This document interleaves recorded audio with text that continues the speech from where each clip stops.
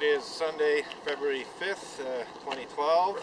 We are standing in front of the Unitarian Church of Montreal protesting against the negligent and effectively complicit manner in which the Unitarian Universalist Association of Congregations and Unitarian Universalists more generally respond to any and all forms of clergy misconduct.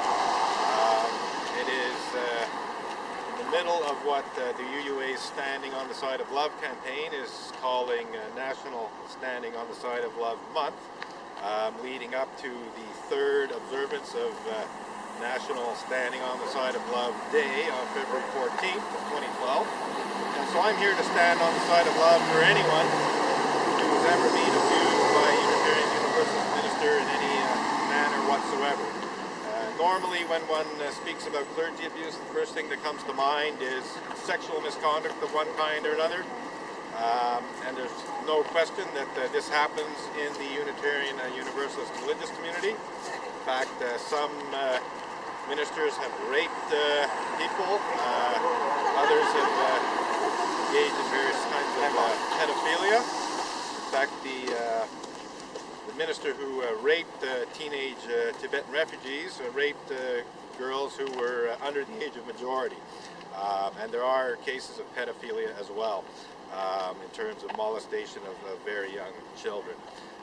But that is not the only form of clergy sexual misconduct by any means, or indeed clergy misconduct more generally. Other forms of clergy sexual misconduct involve Unitarian ministers making off with the wives of congregants, having affairs with congregants when they're not supposed to be doing that, and so on.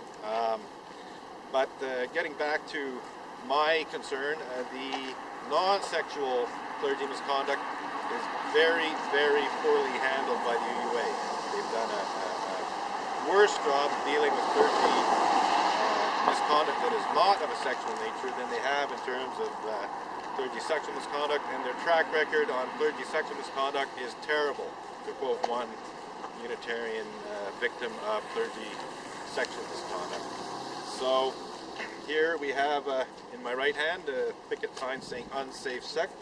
I've been displaying this picket sign for well over a decade now. In fact, there's photographs of me displaying the same picket sign slogan in front of 25 Beacon Street in May of 2000, so it's going back a while. Unitarian Universalists have ignored this picket sign for over a decade. The fact of the matter is that Unitarian Universalism is a sect, according to the dictionary definition of the word sect, which basically means a small, heretical, religious group. In fact, UUA President Peter Morales referred to Unitarian Universalism as a tiny, declining fringe religion in his stump speech announcing his candidacy for president of UUA. So if President Morales would call Unitarian Universalism a tiny, declining fringe religion, I think I can use the word sect here. Unsafe. The Unitarian Universalist Association of Congregations is unsafe. According to its own definition, congregational safety. They have various policies about what constitutes a safe congregation, and in my own experience and long-term observation, there are many congregations that are anything but safe, including this one, the Unitarian Church of Montreal, and little or nothing is done to make them. Here I have Unitarians affirm and promote abuse of clergy. Well, they do that in quite a number of ways, but they quite literally affirm abuse of clergy by saying that they did nothing wrong when you complain about misconduct of one kind or another, and they promote them quite literally. Excuse me, you're blocking the sidewalk here. I'm not blocking the sidewalk. People had to walk outside that thing. Get your ass off this. Let the people pass by. I am standing. You were blocking the sidewalk. People I've seen that they had to walk around there. They choose to walk. There's lots. You were blocking the sidewalk. I am not blocking. Lots of people walk by. I am running video right now, sir. You run the video. You run that video if you want to. I don't care. That video shows people walking in front of you. You are full of shit. I beg your pardon. I said you watch your language. You watch your language.